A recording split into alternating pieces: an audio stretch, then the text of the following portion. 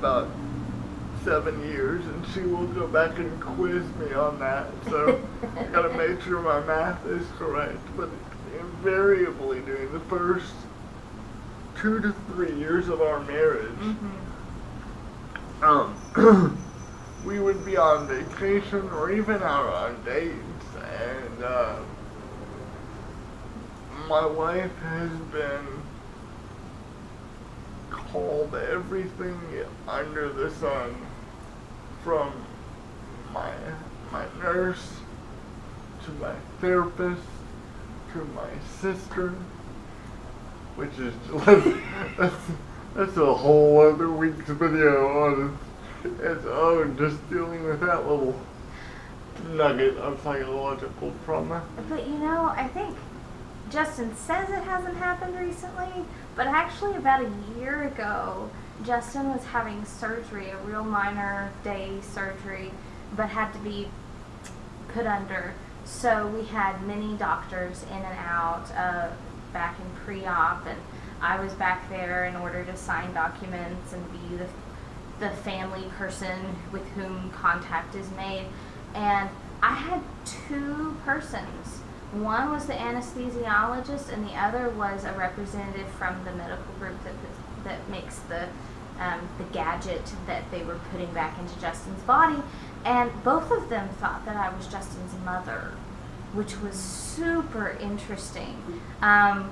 Because if you look at the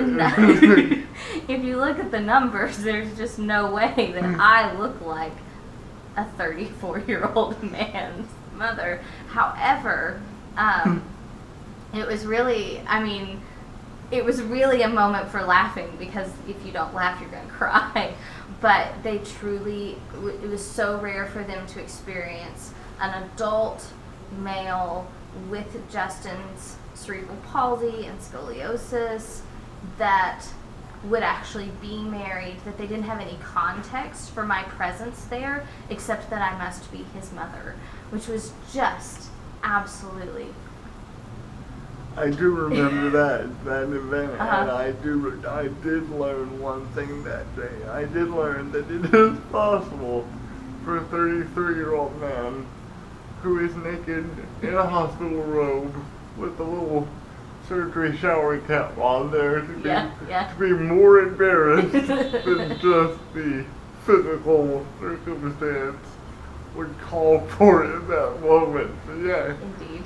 It was kind of surreal. Just suffice it to say that there are many instances in our lives, be it at a hospital or at the mall or a restaurant or trying to get space during a vacation or whatever it is, that there's just so little context for a man in a wheelchair to be married to a woman who is, for all intents and purposes, ambulatory and non-disabled, that people put us into these categories, I guess, that make sense to them instead of getting to know us and find out what our story is.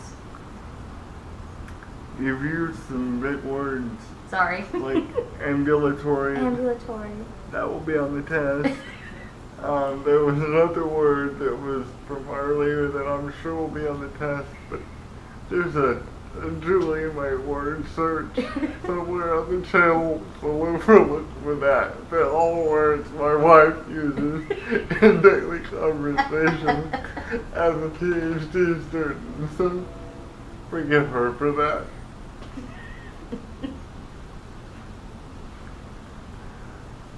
I think, for now, I think I'm done. You're done? Yep. No more stories? Well, I have stories and I need a drink of water. You can have a drink of water. I'm gonna roll film through the water drink from now on. Because if he chokes out. Exactly. Yeah, this is feeling more and more like a setup all the time.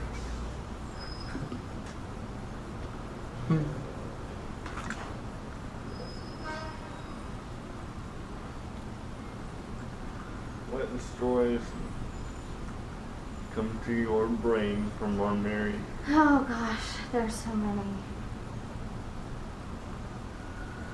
Was I around for all of them?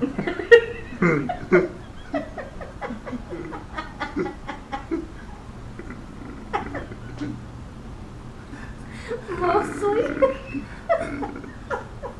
Oh, really?